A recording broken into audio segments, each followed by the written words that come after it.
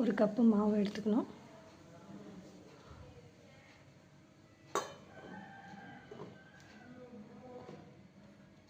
இப்போ பரோட்டா செய்கிறது பார்த்திங்கன்னா 1 கப்பு மாவு, அடுத்து பார்த்திங்கன்னா பால், அடுத்து சர்க்கரை, அப்புறம் தேவையான அளவு உப்பு. இப்போ என்ன பண்ணணுன்னா இப்போ வந்து குழி பண்ணிக்கோங்க. குழி பண்ணிக்கிட்டு இதில் வந்து ஃபஸ்ட்டு சர்க்கரை வந்து 1 ஸ்பூன்,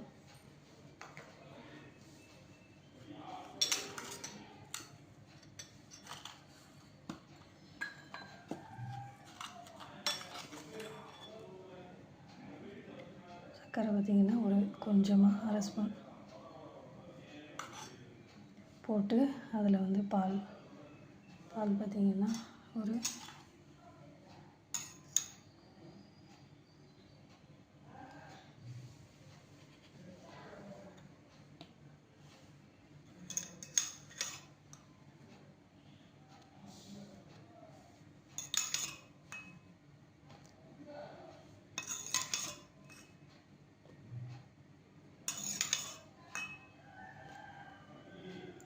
ஒரு 4 ஸ்பூன் போட்டிருக்கேன்.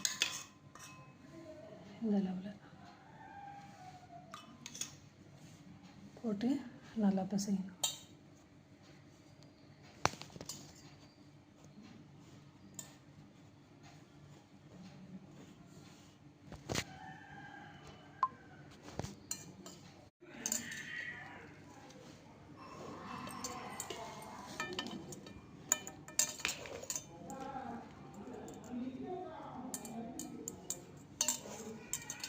கொஞ்சம் கொஞ்சமாக தண்ணி சேர்த்துக்கிட்டு நல்லா கெட்டியாக பிசையணும்.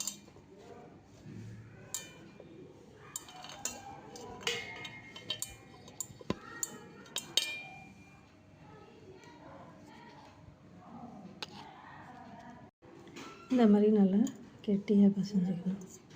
தண்ணியாக இருக்கக்கூடாது, நல்லா கெட்டியாக இருந்தால் தான் ஊற ஊற லூஸ் ஆகும் மாவு.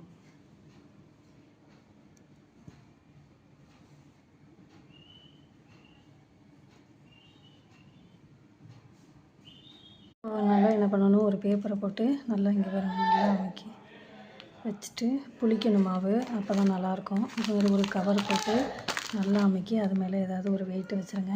இல்லை இப்படியே என்ன பண்ணலான்னா கவுத்து இந்த பாத்திரத்தில் வச்சிடலாம்.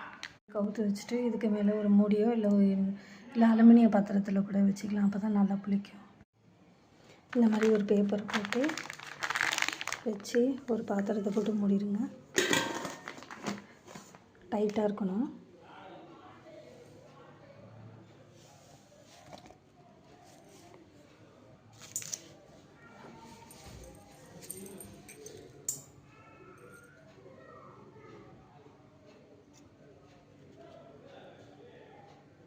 நான் மூடி போட்டு வச்சிடுறேன்.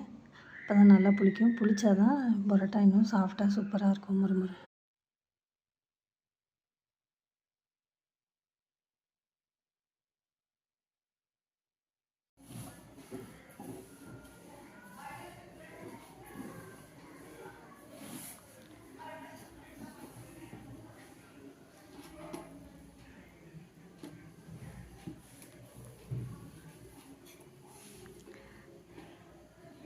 இப்போ பார்த்திங்கன்னா அப்படியே மாவு இழுத்தாவே வரும், அவ்வளோ சாஃப்டாக இருக்குது.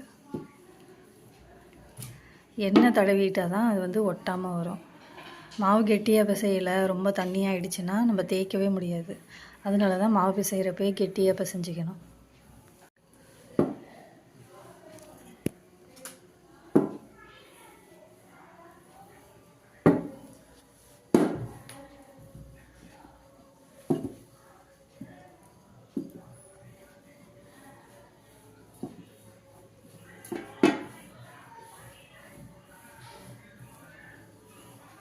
பார்த்திங்கன்னா நல்லா மெலிசாக வரும், ஷீட்டு மாதிரி வரும்.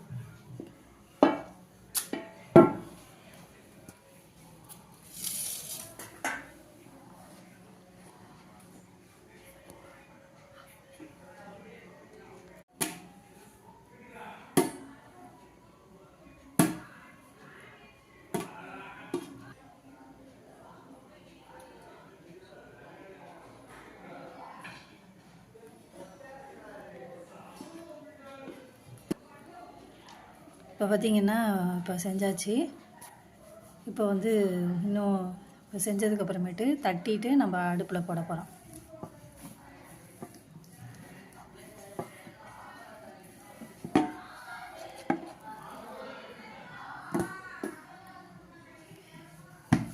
இப்போ எண்ணெய் கூட நம்ம தடவிக்கலாம்.